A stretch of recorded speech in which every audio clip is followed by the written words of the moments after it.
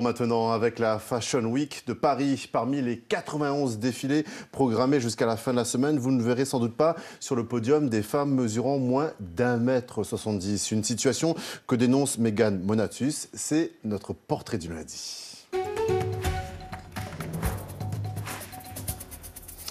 La jeune créatrice martiniquaise a donc décidé de faire bouger les lignes. Elle a créé sa propre marque de vêtements pour petites femmes, des vêtements qu'elle avait initialement conçus pour elle, déçue de ne rien trouver à sa taille. Quand la frustration devient un moyen de création, c'est un reportage d'Alban Lucien, Naïsa Ripon et Gilles Mazaniello.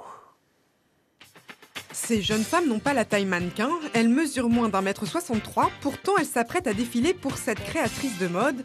Dans une semaine, Megan présente sa nouvelle collection et l'heure est au casting pour dénicher les perles rares.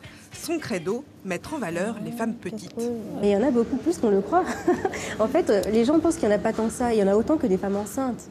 C'est juste qu'on ne les voit pas parce qu'elles sont souvent habillées avec des vêtements d'enfants, des vêtements type adolescent. Donc on ne pense pas que ce sont des femmes, on pense plutôt à des enfants. Megan est passée par là. Elle mesure 1,52 m pour une taille 0, une frustration que la créatrice d'origine martiniquaise a réussi à sublimer. Si chaque personne a une mission, la mienne, c'est celle-ci.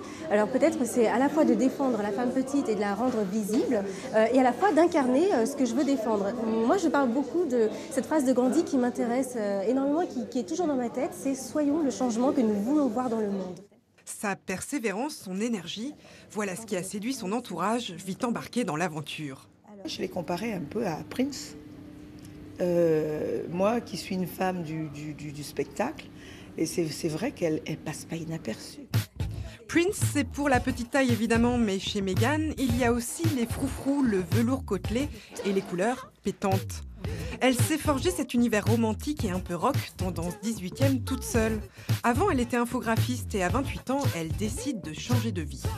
Un jour, je me réveille avec une idée en tête, il me fallait une machine à coudre tout de suite. Donc j'ai été m'en chercher une, je ne savais pas coudre. J'ai pris des tissus, j'ai fait des coupes sans patronage et là, ça s'est révélé être une véritable, une révélation. Premier défilé en tant que mannequin, puis création de sa marque, l'aventure commence. Megan a aujourd'hui 35 ans et cherche à trouver des fonds pour ouvrir son propre atelier boutique. La clientèle est déjà toute trouvée. Je trouve que l'idée de ma sœur est excellente parce que pour une fois on a la possibilité de pouvoir s'habiller, notamment pour aller en soirée, ou pour se sentir juste belle. C'est très sexy et ça met vraiment le corps en valeur, le corps de la femme en valeur. Donc oui, j'ai beaucoup aimé le défilé.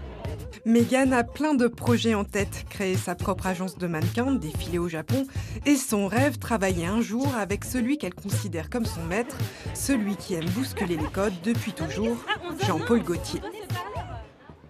Karine, ces vêtements, vous irez à ravir. Vous faites 1,60 m.